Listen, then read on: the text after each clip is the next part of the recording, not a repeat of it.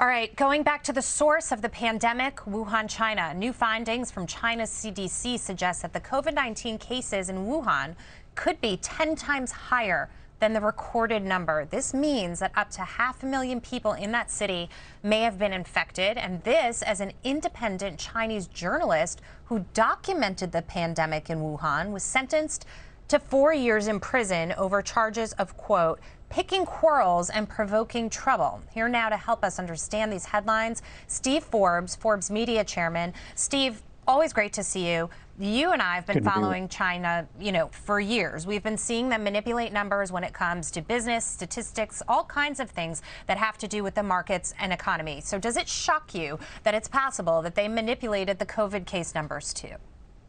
Not at all. The numbers they reported, nobody really believed when you looked at what was happening in the rest of the world, including parts of Asia. And so that 10 times number sounds shocking, but I don't think surprises anyone. We also saw it in what they did with flights.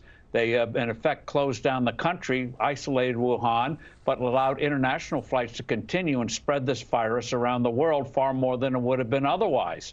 So I think this just underscores what we already know, and what happened to that journalist also underscores, unfortunately, President Xi is on sadly, a real effort to suppress any internal dissent. And that eventually is going to hurt the economy. Right now, they're saying, oh, the Chinese economy is great. But over time, in that kind of atmosphere, innovation withers. And one thing China had done in the past was politically, if you stayed out of politics, you were given a wide latitude to be innovative and entrepreneurial. That is now changing, and long term, not good for China or the world.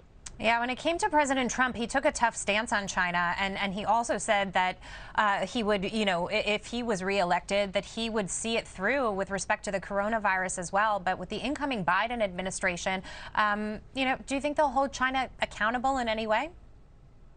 Not like what we would have expected under Donald Trump. There are also other issues coming to the fore with China. What is the new administration going to do if China puts pressure on Taiwan and tries to do to Taiwan what it did to Hong Kong? Are we going to continue our efforts to make sure the South China Sea remains an international waterway rather than effectively a Beijing lake? So there are a lot of issues out there, and this new administration, their officials should be grilled closely in the Senate on what policies they will pursue, because China is in a very aggressive, belligerent mood right now. And their neighbors know it, and they're looking to the U.S. to be a counterweight. Yeah, and you're bringing up the issue of human rights and giving certain freedoms to those who legally had the right to it. But it also brings us back to the case of Wuhan with this journalist being jailed and the government essentially saying that the charges were, quote, picking quarrels and provoking trouble.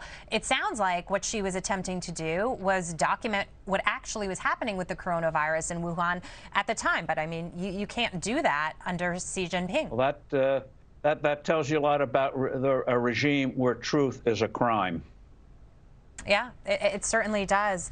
And there's a lot when it comes to the economy as well. I was talking to Gordon Chang yesterday, and he said he would expect that the new administration will give China some sort of a grace period before it carries out whatever its plans are. But having said that, we're still looking at two global economies, China and the United States, that are interlocked here and really intertwined. And one essentially at this point can't really operate without the other. And what President Trump was trying to do with his tariffs was, unlock them so that we could bring more jobs home and have a more booming, thriving economy here. But that doesn't seem like it's likely to happen under the current leadership, or the new leadership, pardon me.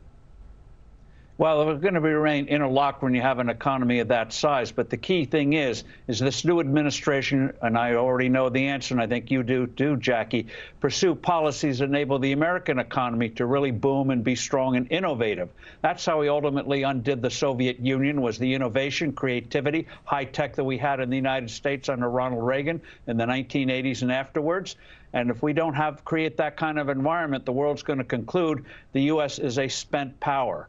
So these times coming up are going to be fraught with potential dangers, and the Republicans had better have their game up to make sure the American people are aware of this so we can start to correct it with not only in the investigations in the meantime, but in the 2022 and 2024 elections. It's not just our security and well-being, it's the world's security and well-being. Steve Forbes, well put. Thank you for that. Great to see you as always. Thank you.